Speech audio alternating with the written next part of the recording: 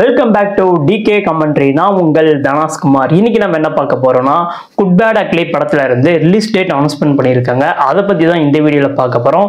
அதுக்கு முன்னாடி என்னோட சேனல் நீங்க சப்ஸ்கிரைப் பண்ணாம இருந்தீங்கன்னா சப்ஸ்கிரைப் பண்ணிருங்க. என்னோட இன்ஸ்டா ஐடி ஃபாலோ பண்ணாம இருந்தீங்கன்னா ஃபாலோ பண்ணிக்கங்க. டிஸ்கிரிப்ஷன் லிங்க் தந்திருக்கேன், மறக்காம ஃபாலோ பண்ணிக்கங்க. வாங்க வீடியோக்குள்ள போலாம்.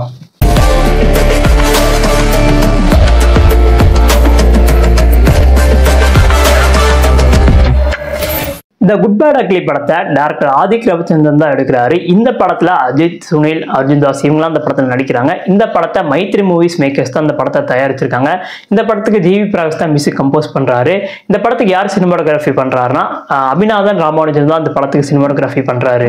விடாமுயற்சி படம் பொங்கலுக்கு ரிலீஸ் ஆக வேண்டியது, ஆனா சில காரணத்தினால அந்த படத்தை தள்ளி வச்சுட்டாங்க.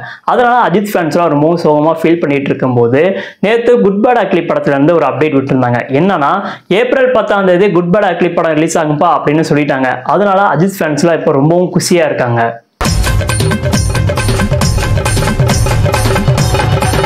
நேற்று ரிலீஸ் ஆன போஸ்டர்ல நம்ம ஏகே ஒரு கிளாசிக்கான வெறித்தனமான ஒரு லுக்ல இருக்காரு. அந்த போஸ்டர் பாக்குறதுக்கு பயங்கரமா இருந்தது. இந்த படத்துல இருந்து ரிலீஸ் ஆகிற ஒவ்வொரு போஸ்டரும் அப்படிதான் இருக்கு. அந்த அளவுக்கு நம்ம ஏகே வச்சு ஆதிக் ரவிச்சந்திரன் இந்த படத்துல ஃபேன் பாய் சமம் பண்ணிட்டு இருக்காரு போல. அதுக்கப்புறமா இந்த குட் பேட் அக்லி படத்துல தேவிஸ்ரீ பிரசாத் தான் மியூசிக் கம்போஸ் பண்ற மாதிரி இருந்தது. ஆனா இப்ப ஜி பிரகாஷ் தான் மியூசிக் கம்போஸ் பண்ண போறாரு அப்படின்னு சொல்லிட்டாங்க.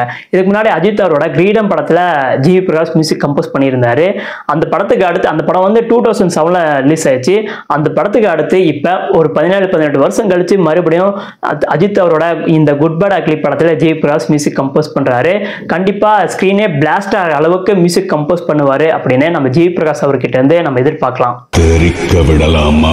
ஃபர்ஸ்ட் வாட்டி அஜித் அவரோட படத்துக்கு இங்கிலீஷ்ல டைட்டில் வச்சிருக்காரு. எப்பவுமே அவரோட படத்தோட டைட்டில் எப்படி இருக்குன்னா வாவி அந்த வரிசையில தான் அவரோட டைட்டிலே இருக்கும். ஆனா இந்த வாட்டி இந்த படத்துக்கு குட் பேட் அக்லி அப்படின்னு இங்கிலீஷ்ல டைட்டில் வச்சிருக்காங்கன்னா ஏதோ ஒரு காரணம் இருக்கலாம். ஒருவேளை இந்த படத்தோட ஸ்டோரிக்கு ஏற்ற மாதிரி கூட இந்த குட் பேட் அக்லி அப்படின்னு டைட்டில் கூட வச்சிருக்கலாம். இந்த படத்தோட டைட்டிலே இந்த படம் எந்த ஜேர்னல்ல இருக்க போகுது அப்படின்னு நம்மளோட ஆர்வத்தை தூண்டுது.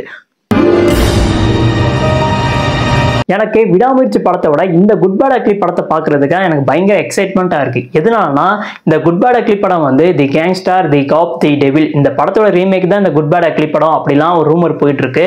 இந்த ரூமரே பெரிய ஒரு ஹைப்பா இருக்கு. ஆனால் இது வந்து என்ன அஃபிஷியலாக சொல்லலை. இன்னும் கொஞ்ச நாளாக இதை பற்றிலாம் சொல்லுவாங்க அப்படின்னு நம்ம எதிர்பார்க்கலாம். அவ்வளோதான் கைஸ் இந்த வீடியோ.